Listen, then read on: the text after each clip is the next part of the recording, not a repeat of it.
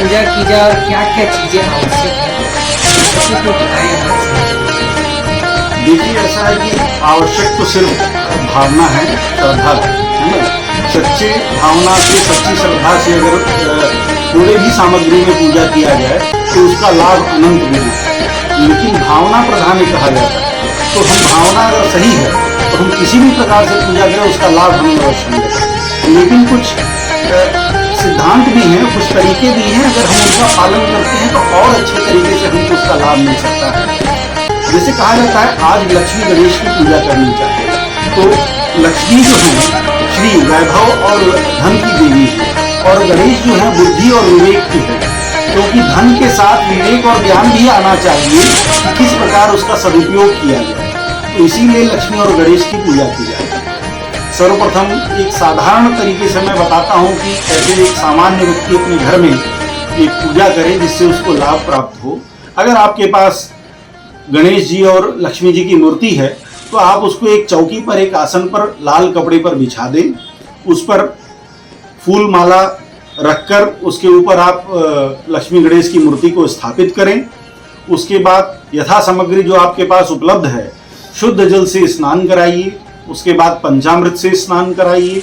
नैवेद्य जो भी आप भोग लगाना चाहते हैं, जो भी आपके पास उपलब्ध मिष्ठान है वो आप रखिए, जल का भोग लगाइए।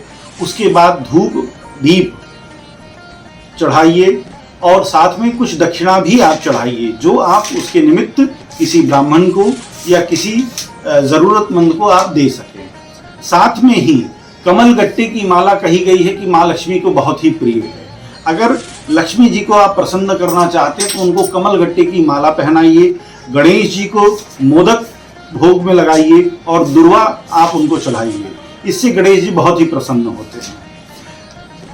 आज के दिन, दीपावली के दिन, किसी भी एक मंत्र का, जो हमारा लक्ष्मी का मंत्र हो और गणेश जी का मंत्र हो, अगर हम उसको जप करते हैं तो वो निश्चित रूप से कहा जाता है कि दीपावली के दिन कोई भी मंत्र अगर हम करेंगे तो वो स्वतः सिद्ध हो जाता है। उसको किसी से लेने की आवश्यकता नहीं है और कोई सिद्ध करने की आवश्यकता नहीं होती है।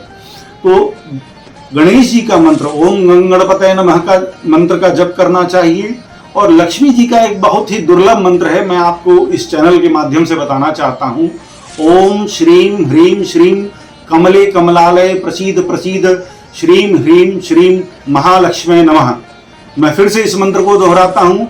ओम श्रीम ह्रीम श्रीम कमले कमलालय प्रसीद प्रसीद श्रीम ह्रीम श्रीम महालक्ष्मी नमः।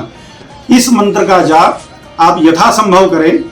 यदि संख्या निर्धारित करनी हो तो 1000 मंत्र का जप करें, या जो ज्यादा लाभ पाना चाहते हैं, वो ज्यादा देर तक बैठ के पूजा करना चाहते हैं, वो 10,000 मंत्रों का जप करें। और यथासंभव सामग्री जो आपके पास उपलब्ध है उससे हवन भी करें। यदि हवन नहीं कर सकते तो कम से कम कर्पूर की आरती और देशी घी के दिया जलाकर आरती अवश्य करें। यदि ये संभव नहीं है, अगर हम ये भी नहीं कर सकते हैं, तो आदि गुरु जगत शंकराचार्य जो हैं उनके द्वारा रचित कनकधारा स्तोत्र का भी आप पाठ कर सकते हैं, वह बहुत ही लाभकारी होता है। अगर यह भी नहीं कर सकते तो आप श्री सूक्त का पाठ कर सकते हैं। और यदि मित्रों, यदि आपको संस्कृत नहीं आती है तो आप इंद्रकृत महालक्ष्मी स्तोत्र जो सरल संस्कृत में उपलब्ध है उसका पाठ भी कर सकते हैं। 16 की संख्या में पाठ करना ज्यादा लाभकारी बताया गया है, तो महालक्ष्मी इससे प्रसन्न होती हैं। और जो शुभ समय है, कहा जाता है कि स्थिर लग्न में और अमृत और शुभ की चौघड़िया में पूजा करना चाहिए।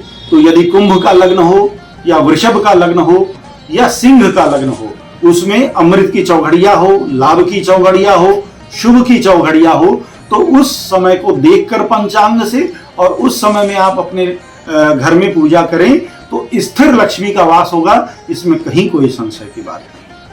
आज कौन सा सर मुहूर्त शुभ है? कब से कब का मुहूर्त शुभ है?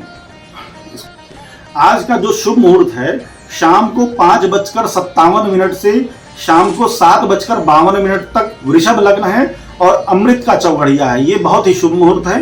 जो लोग सायंकाल में पूजा करना चाहते हैं वो लोग ये करें।